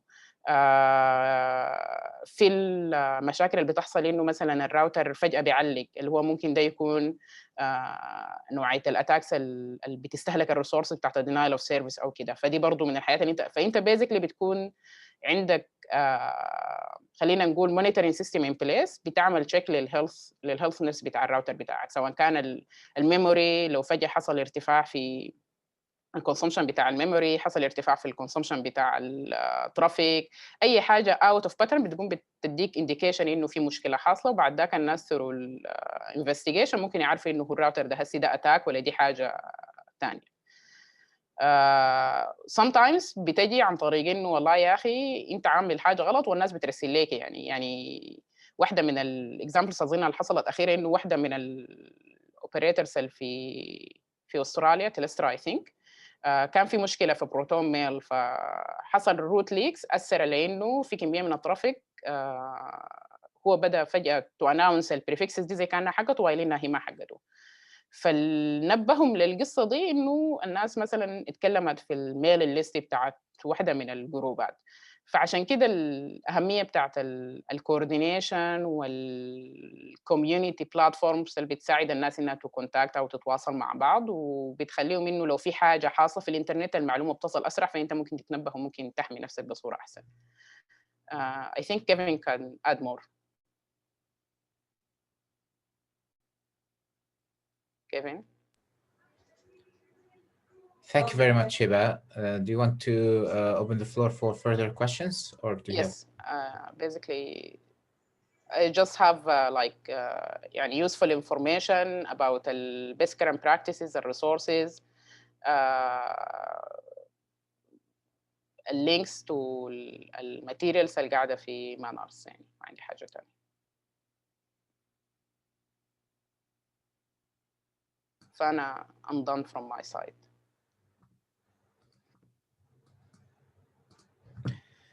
Thank you very much, Hiba. Thank you, Kevin, as well. We open the floor for any questions. If any of the participants have any questions or how to get started with implementing any of the actions. Kevin, you wanted to add anything? Well, I would just encourage people to have a look at the observatory tool. Okay, admittedly, you need to have an account to get the detailed information about your network, but please just drop me an email and I can give you access. And although we sort of focused a lot on, should we say, national research and education networks, I discussed that a fair bit. This also applies to institutional networks as well. So if you're running a network on your university, for your university, and you've got an AS number, this can also be beneficial to yourselves as well. And we definitely would encourage you to take a look at how well your network's doing. Like I say, I think most of the networks look pretty good, to be honest. When I went through the list last night, I couldn't find really any bad examples, which is a good thing. Well, bad for me to present, but good for the community. I think I just can add one thing, like you mentioned Sudatel, the other in the example. So they joined in November. We had a session, and basically, as Kevin said, you will find that it's probably you already doing all of the actions, so you are in a pretty good shape to join the initiative. And the good thing is the detailed implementation guide available on the website, so it will help you. And having the community, you could find like similar situation where you need like information on how, for example, to implement the anti-spoofing in this case or scenario. So basically, I'm encouraging everyone just to try, see what's going on.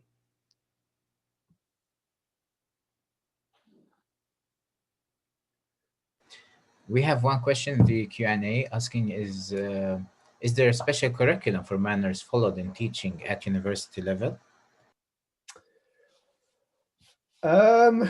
Good question. And the answer is I don't know. Exactly. I don't exactly know what's being taught in universities. I assume I know that people have done things,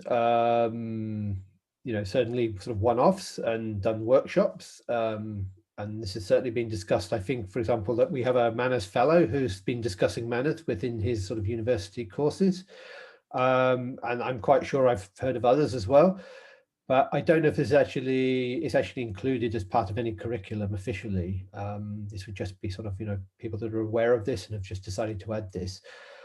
I mean, generally in sort of classic cybersecurity, network security courses, I would say routing security is not generally well featured, which is a big oversight. And this is something we're really trying to change and encourage the addition of these things to the curriculums.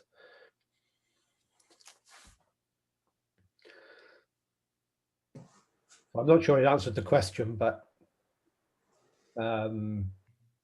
we would like it to be. We would like it to be followed teaching at university level. That's for sure. Yeah. And we have a lot of resources on manrs.org, a lot of tutorials and even implementation guides with even code examples if you wanted to follow them, that can be used wherever it's needed. We have a question from Hanan Saman. Is routing security important for ISPs only? What about small networks who just have static routes?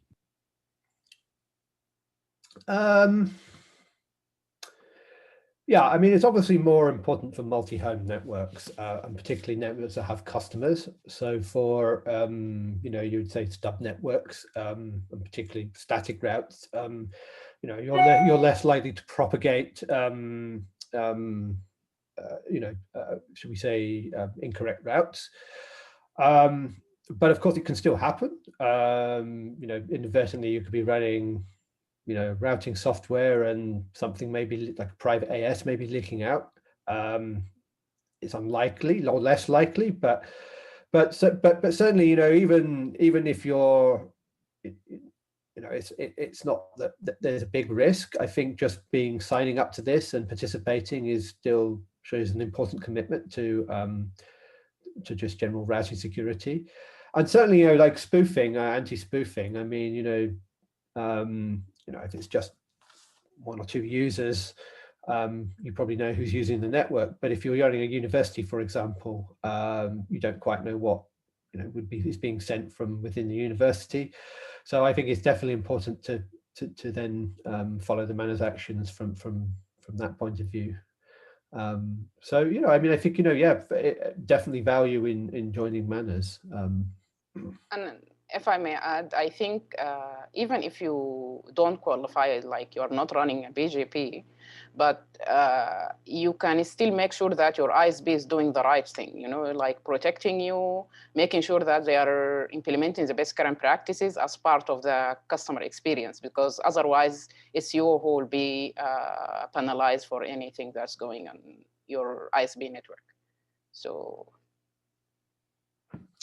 Yeah, I think that's an important point. I mean, it's also to sort of a push effect as well to encourage ISPs to do the right thing. You want to know where your traffic is going, for sure. Yeah, I think that's also part of this process.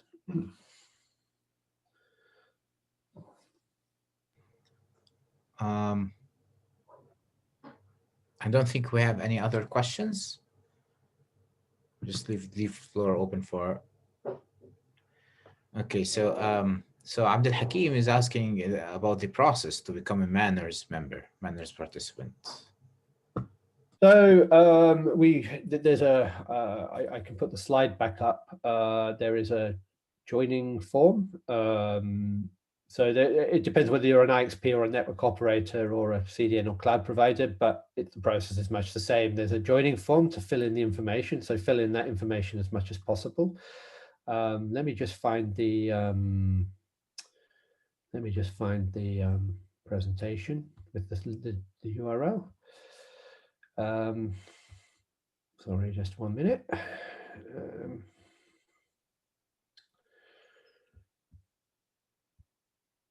So hopefully that should, oh no, screen shading failed. Okay. Not sure what happened there. Right, here we go. Okay, so yeah, just go to this, to the MANRS website.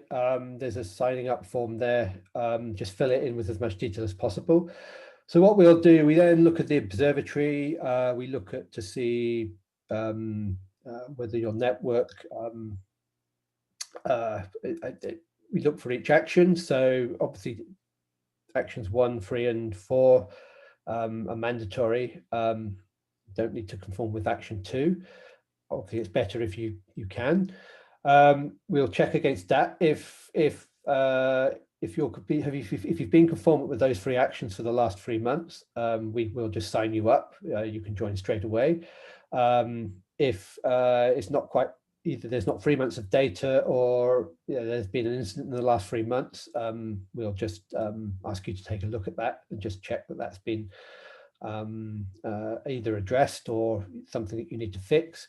So essentially, we'll work with you, through the process and just give you some hints as to the things that would need to be done.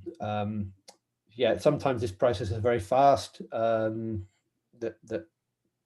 just a couple of things to fix, very easy to do, and then we can usually sign you up the next month. Or certainly for bigger networks, sometimes it's a much longer process. But again, we're happy to sort of have regular interactions to sort of work through all the issues, and we've certainly done that with some large networks. So yeah, it's not like it's an accept or reject thing. Certainly we'll accept you if you're conformant. Otherwise, we say we can sort of leave the application open, and we'll just give some hints and some pointers to the things that need to be done.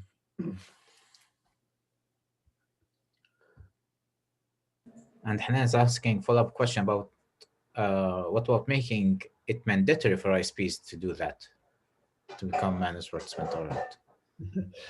Well, there's nobody can mandate anyone to do anything on the internet generally. I mean, I guess that government regulators could do that, but that's only obviously would only apply within sort of the national context. Obviously the internet is global, and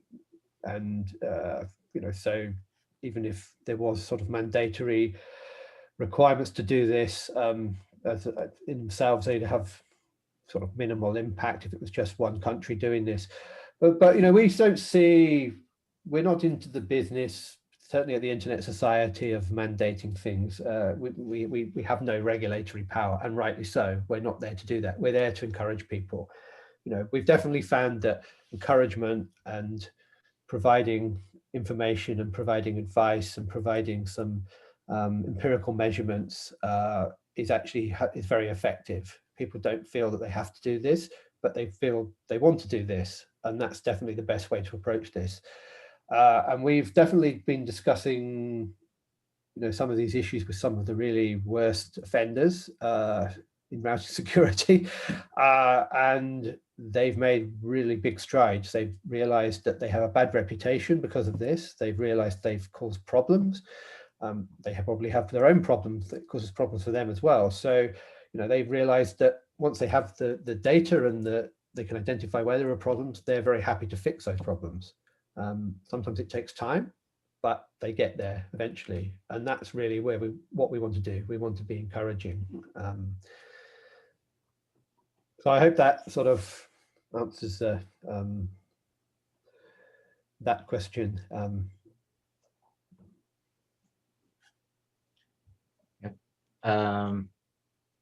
Yes, indeed, and we have seen that that when networks have the option and or have the will to become managed participant, they do more than just the mandatory actions. They jump in and fix many things as well.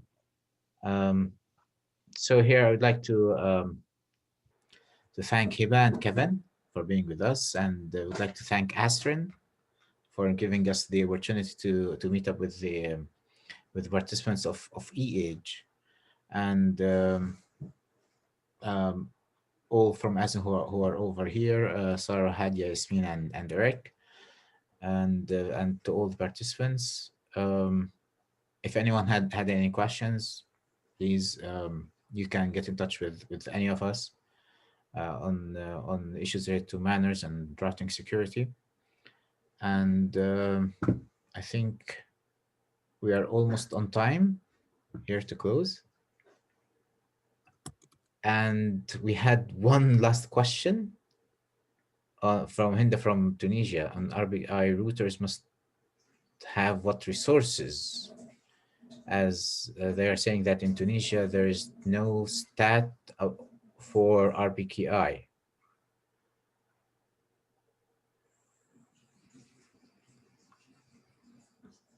Hiba, do you want to take that one? Yes, I think. I'm not sure about the specific resources though, but so it depends. Usually you want to have, let's say, a router with image supporting RPKI, like if it's Cisco or Juniper or anyone else, they have the vendor support for RPKI. Then you need to have to do some work at the regional internet registry side. So RIPE, NCC, and Afrinic, they already have their RPKI database, and you can create your route to region authorization there.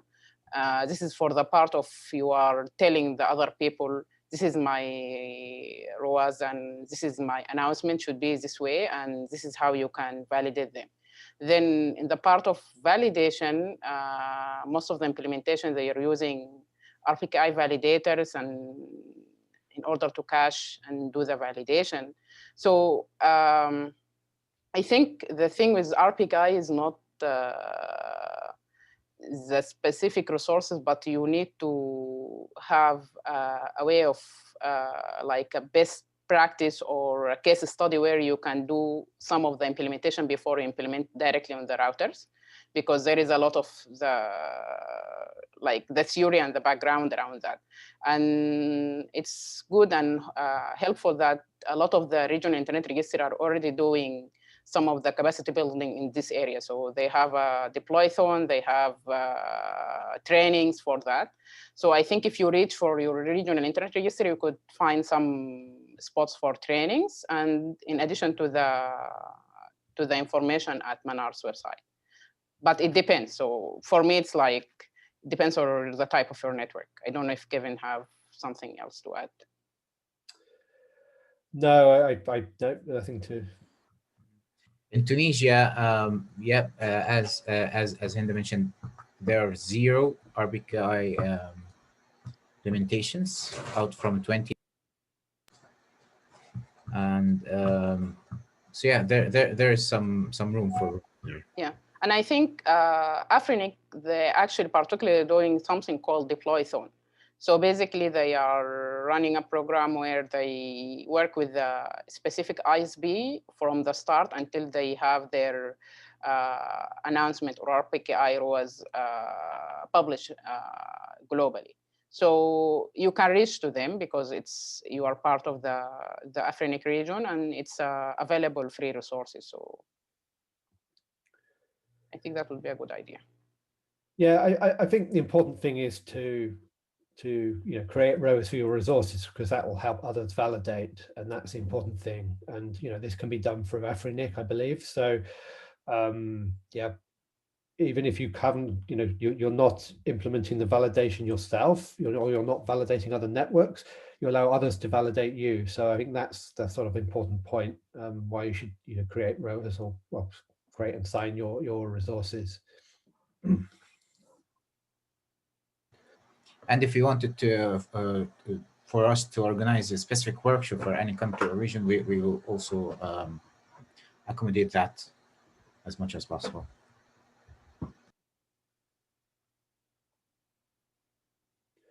Yeah, we're very happy to do that, actually. We've done this a number of times this year, and we can. It doesn't have to be for the research and education community. It could be for the commercial providers as well. We can just do it for a group of operators. I'm quite happy to do that.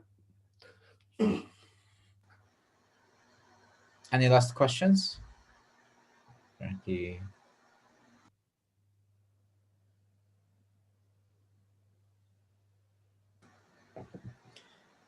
thank you, Erico, and thank you, Astron, again, and Hiba and Kevin, and also thank you for your efforts, and we appreciate your works. It was useful, and we hope all to join MANRS. Thanks for giving us from your time, and thanks for attending this workshop. Thank you. Thank you very much. You're welcome.